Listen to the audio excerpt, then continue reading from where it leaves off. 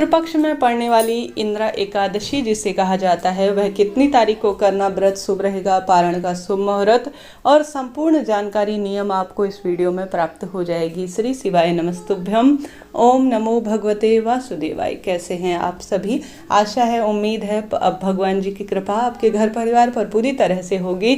आप सभी जानते होंगे, अमृत की बूंद की तरह एकादशी का व्रत जाना जाता है। खासतौर पर जो पितृ में पक्ष में पड़ती है तो कहा जाता है यह एकादशी पितरों के मोक्ष के लिए बहुत सहायक होती है। एकादशी व्रत करने से स्वयं व्रती जो है मन कर्म और वाणी से कुछ भूल चूक हुई हो तो पूर्ण रूप से क्षमा प्रार्थी होता है और यम यातनाओं से उसके द्वारा कुछ ऐसे पाप कर्म हो जाते हैं तो कहा जाता है सभी पापों से वह मुक्त हो जाती है। एकादशी व्रत नवग्रहों की दशा को भी सुदृढ़ करने वाला और सभी तरह के रोग दोष को काटने में सहायक है। आप सभी भी आवश्यक रूप से इस बड़ी एकादशी को जरूर से करें, जो कि 11 अर्थात पितृपक्ष में पड़ती है, अपने आप में विशेष है। ब्रह्म मुहूर्त में साफ स्वच्छ वस्त्रों का चुनाव करें, दिन की शुरुआत प्रभु स्मरण से करें और साथ ही आप सभी आवश्यक रूप से इस दिन अपने पितरों के नाम से एक पात्र में जल लेकर, जिसमें आपको काले तिल डालने हैं, गंगा जल डालना है, विशेष रूप से महादेव के सरल से मंत्र अपने पितरों का स्मरण करते हुए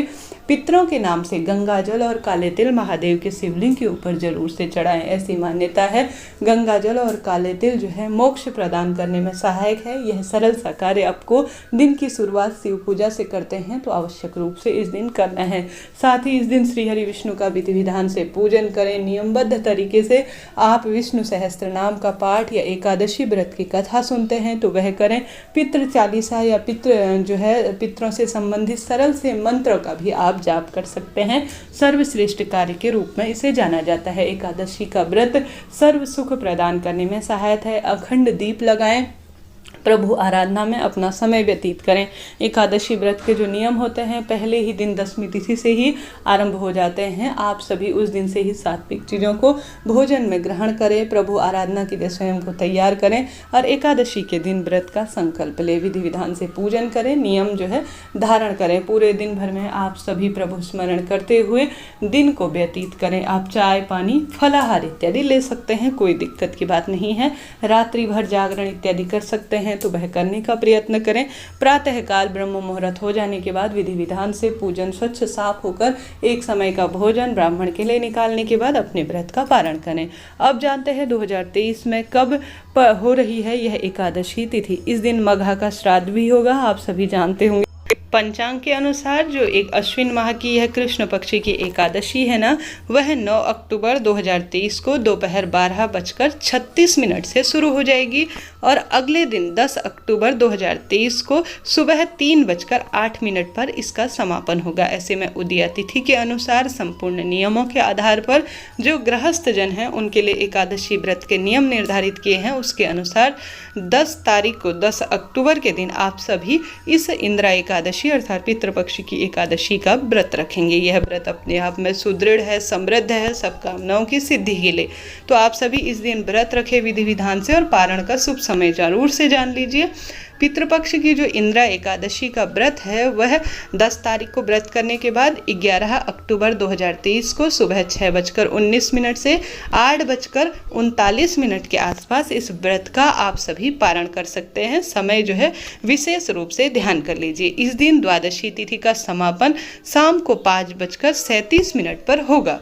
तो इस तरह से यह जानकारी है। स्क्रीन पर भी सभी चीज़ें लिखी हुई हैं, आप सभी इनके अनुसार जो कि पूर्ण रूप से विश्वसनीय है ध्यान करके कर लीजिएगा।